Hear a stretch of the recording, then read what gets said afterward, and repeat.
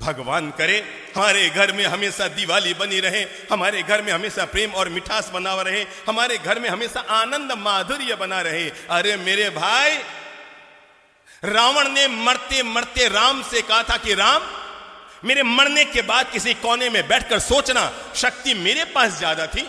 अरे मेरी तो पूरी लंका सोने की, तेरे तो अयोध्या में तेरा सिंहासन भी सोने का ना होगा। महादेव मेरी मुट्ठी में, शनि मेरे काख में, नवग्रह मेरे पांव के नीचे और यमराज मेरे कहे पे चलने वाला।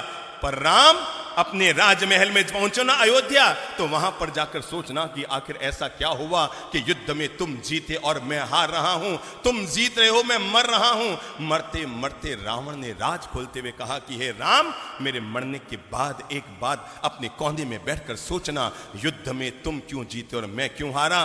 तुम शक्तिशाली थे इसलिए नहीं जीते राम, शक्ति मेरे पास है। तुम भक्ति करते हैं भगवान की, अरे महादेव की जो मैंने भक्ति की है दुनिया में किसने की होगी। पर राम तुम इसलिए जीत गए, राम तुम इसलिए जीत गए। मरते मरते रावण ने दुनिया का एक गजब का राज खोला और पूरी मानवता के लिए, प्राणी मात्र के लिए और घर घर में रहने वाले भाइयों के लिए प्रेम का एक मंत्र देता हुआ दुनिया से गया रावण। और जाते जाते रावण ने राम से कहा था कि राम, मेरे मरने के बाद कोने में बैठकर सोचना, तुम इसलिए जीत गए, सिर्फ इसलिए जीत गए राम, तुम इसलिए जीत गए क्योंकि तुम्हारा भाई तुम्हारे साथ, बस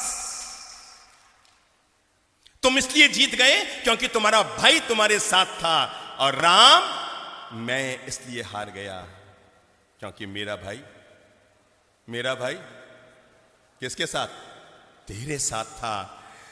रावण ने मरते मरते राम से अनुरोध किया था कि अयोध्या में जब राज सिंहासन पर बैठो तो एक पल के लिए आंख बंद करके मेरे चेहरे को याद करके सोचना, अगर तुम्हारा भाई भी मेरे साथ होता और मेरा भाई भी मेरे साथ होता तो युद्ध में रावण जीतता या राम जीतता। यह है भाई भाई के प्रेम की ताकत। और जिस घर में, जिस समाज में, जिस परिवार में, जिस राष्ट्र में यह ताकत हुआ करती है, वहां पर दुनिया की कोई ताकत उस परिवार को कमजोर नहीं कर सकती।